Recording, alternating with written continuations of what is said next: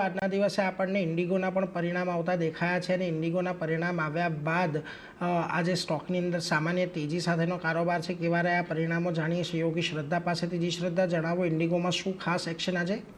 જી, ઇન્ડિગોની વાત કરીએ તો રિઝલ્ટ્સમાં Q1 FY26માં નેટ પ્રોફિટમાં 20%નો ઘટાડો થતો જોવા મળ્યો છે.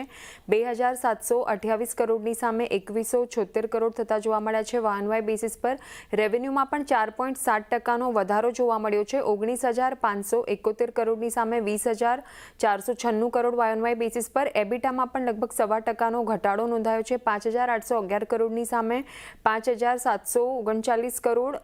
એબિટા માર્જિન્સની વાત કરીએ તો 29.7%ની સામે 28% YoY બેસિસ પર. જે કંપનીની અધર ઇન્કમ છે તેમાં 1,046 કરોડની સામે 678 કરોડ, એટલે અહીંયા એક મોટો ઘટાડો જોવા મળ્યો છે અધર ઇન્કમમાં. ASKમાં 16.4%થી વધીને 4,230 કરોડ થતા જોવા મળ્યા છે.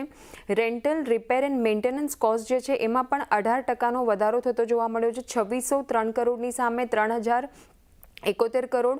યીલ્ડમાં પણ 5%નો ઘટાડો જોવા મળ્યો છે. તો ઇન્કમમાં ઘટાડો અને કોસ્ટમાં વધારો થવાના લીધે આપણને પરિણામ થોડા નબળા આવતા જોવા મળ્યા છે.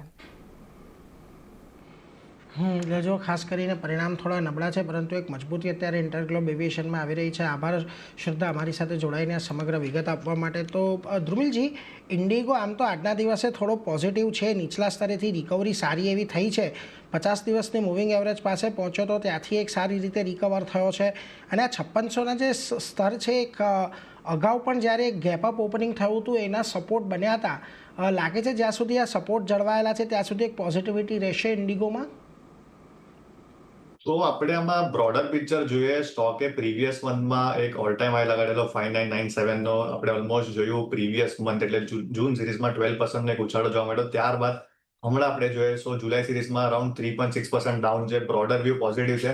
આ કાઉન્ટરને તમે 2-3 ટ્રેન્ચીસમાં બાય કરી શકો છો. 5725 પહેલો લેવલ રહેશે અને ડાઉન સાઇડ પર 5650. આ બે લેવલ્સ પર તમે અક્યુમ્યુલેટ કરો. ડાઉન સાઇડ પર જ્યાં લગીન સ્ટોક 5,300 ના લેવલ્સ બ્રીચ નથી કરતું, આમાં આવનારા દિવસમાં બી આપણને જોઈ શકે છે કે અપસાઇડ પર 5,850 થી લઈને 6,000 ના લેવલ જોવા મળી શકે છે. સો આ કાઉન્ટર પર વ્યૂ પોઝિટિવ છે. થોડો લાંબો ટાઈમ ફ્રેમ થી આમાં બાઇંગ કરે. ઓવરઓલ સ્ટ્રક્ચર જો તમે વીકલી પર બી પોઝિટિવ જ છે. ઓવરઓલ સ્ટ્રક્ચર તો એક પોઝિટિવ છે, પરંતુ અહીંયા થોડાક ઘટાડે ખરીદદારી કરો. 5720, 5650 આ બે લેવલ છે જેને તમારે ખાસ વોચ આઉટ કરવાના છે ખરીદી માટે, એટલે એના પર એક નજર રાખતા રહેજો.